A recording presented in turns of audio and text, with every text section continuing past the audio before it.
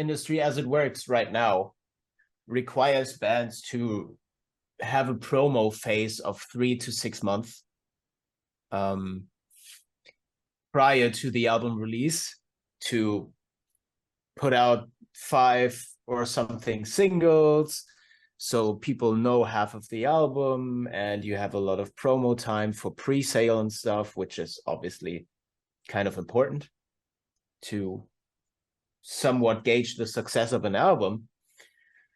But it takes away all the freshness and surprise of an album. And quite frankly, for a band, it's very, very tiring to talk close to 6 months about an album that's not even out. And then you basically close the chapter of the album with the release, which feels a bit weird to me, at least. We had that with Judas. When Judas got released, I was very much done with that album. With Blood and Glitter, we didn't say anything, and we wanted to do it differently, so that there's a surprise and that it's fresh for us, and that it's also fresh for everyone that decides to get it, because we released one single 6 days prior to the release, which is no promo time at all, but we didn't really care about that. We didn't really care about charts. We didn't care about anything really, other than the fact that we wanted to be a surprise. Turned out to be working. This album is very disco-infused. So was it a plan from the very start? I mean, like planned long ago, or was it also a sudden decision? Disco? I don't know if it's disco. When I think disco, I think Bee Gees, or ABBA. That's disco to me. But I guess you're referring to a different style, and yes, it wasn't sudden. We pretty much planned on that. We based the whole title and visual and sound concept around wanting to be more 80s, more glam. Because after Judas, which is a very emotionally heavy and epic, atmospheric album, and also very dark with the whole aesthetics, we didn't feel like we could further that. We wanted to do something different and actually be not as dark and heavy in an emotional sense. Yeah, okay. And what are your top favorite 3 songs from that 80s era? You have mentioned ABBA, Bee Gees. Oh, the disco era. Yeah. I talked about that recently, because song-wise, I'm not very, very much into that era. It's more the whole atmosphere. But there is another song, I'm missing the title. Lay All Your Love on Me, I think, is the title. That is, to me, that's the best ABBA song. Bee Gees, that's very ignorant of me, but I don't know a lot of Bee Gees songs. A lot of songs from them sound the same to me, but they're all good. It's not that I don't like that. From the glam rock era and going into the glam metal era, I really like, it's not an old band, it's the band The Darkness, but they're really good. I like a few Poison songs, believe it or not, even though people think they're cringy. They are, but so are we to a lot of people. Yeah, I like their songs. Yeah. Okay, so you recently toured with Iron Maiden, which is obviously a milestone in career of Lord of the Lost. How did this change you as a musician and as a human being? We learned a lot, I have to say. Not only like professionally, but as people, because you could really say that the band Iron Maiden themselves, and so are their crew. They are very, very welcoming, very humble, and very nice in every situation. As stressful it might be, and as little sleep they might have had, they were always down to help. They really looked out for us, and from a band on that level, you wouldn't necessarily expect that, which is sad in a way. But the saying "never meet your idols" really does not go for them, because if you want to meet your idols, you should meet them, because they are just great people. And I hope if we ever reach some kind of success whatsoever, or stay at the success we have, I want us to be as humble and nice as them. Yeah. Okay, great. So I haven't noticed any like decent guitar solos on the recent album. Why? Don't you like to play solos, or isn't it like a concept? Okay. It's funny how you said no decent solos, because I don't know what makes a solo decent or not, but I guess you're referring to actual shreddy guitar solos. Something like which that. For me, for 80s one, is all about like guitar solos. They could be found even in poppy songs. yeah, I know, but you should only play a solo when it's serving the song, and not compose a song around a guitar solo or force a guitar solo into song. I don't think that's the way to go. And if there's a place for a solo, you should see what's serving the song, and not just play every note that you can think of, in a way. So if there are solos and very, very heavy guitar highlight spots on the album, because the album in itself is very guitar driven, but it's rather serving the song and not focusing on lead guitar. I also don't consider myself a lead guitar player in general. Yeah. Okay, so from my perspective, antagonism has become an untaken part of Lord of the Lost image and creativity. Do you agree with me or no? Sorry, what became a part of that?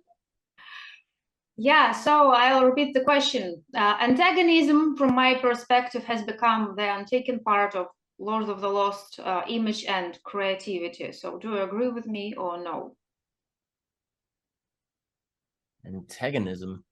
I have to look that up. I'm sorry. Let me. Yeah, I'm very good at English, but some words I'm missing. Antagonism. We have the time for that. Wait a second. Thank you so much that we have a time. Yeah, I would have to.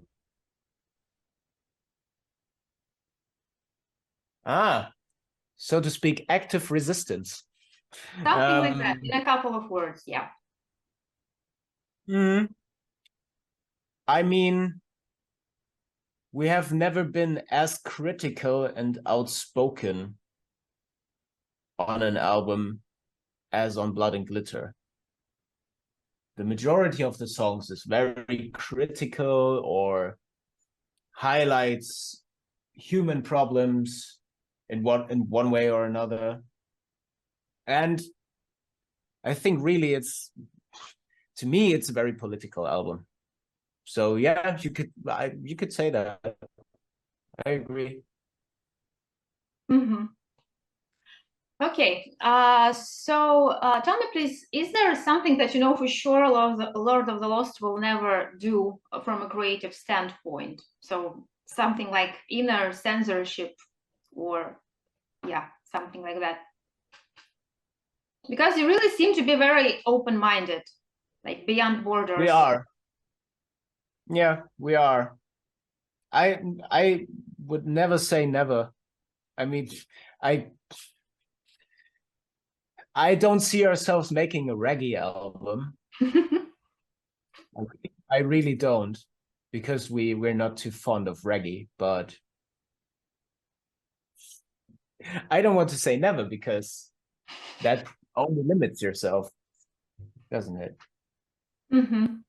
Yeah. Mm. Okay, so can you please tell me, do you feel a responsibility for your fans? You have a huge fan base. Some of your fans are underaged or something like that. I guess so, yeah. I think because the fan base that a band has, they really, in a way, control the success you have, because they're a huge part of it, right? They come to your shows, they buy your album and make it a #1 album eventually, which you don't expect. They buy your merch, they share your posts, they listen to your songs. So they're basically the reason why a band can exist. One of the main reasons, at least. So I'm really for the idea that we should be responsible for them in a way to be connected to us, not necessarily always happy with us, because that would mean that we would only do music to make people happy and to make them happy and to please only others. We make music to mainly please ourselves. But then again, obviously, it's when we put an album, it's not our album anymore. It's also, we share it with a lot of people. And in terms of messages that we spread, may it be about tolerance, for example, I think any musician is really responsible for what they say. Everyone is responsible for what they say. And when you're getting when you're somewhat in the public eye, you have the possibility to make a difference, and I'd rather take the opportunity to make a difference than to not take it. So yeah. Actually, I guess this question would be very interesting for you yourself. I'm pretty sure that you know Lord of the Lost old music video, 6 Feet Underground. I try to speak it faster. And you wasn't the member of the band back then, but if you were, what would be your role there? That's a good question. I never thought about that. You still have a couple of minutes to do that. Yeah, no.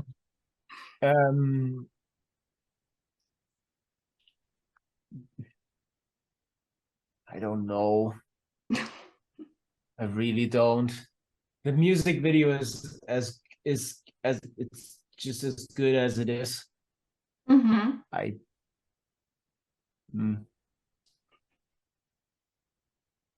no, I don't see a role for me in that video, because I haven't been part of the band then. Okay. Don't know. Sorry for the answer. Okay, well, it will remain a mystery for everyone, unfortunately. Okay, so the very last question then. So what would be your message for the fans who will surely enjoy this interview?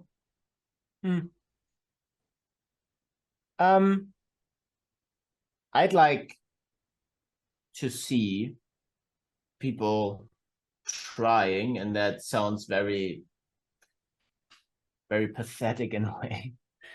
But I'd like to see people trying to be more attentive to one another, because it's very, very easy to just focus on yourself these days, because obviously there are a lot of things that everyone has to deal with every day. And when it's negative experiences, we tend to project these onto other people. And I'd like everyone to try to project less and to actually listen to each other more. That'd be nice. On a lighter note, I'd like to see as many people watching this interview on tour. So yeah, that's my closing statement.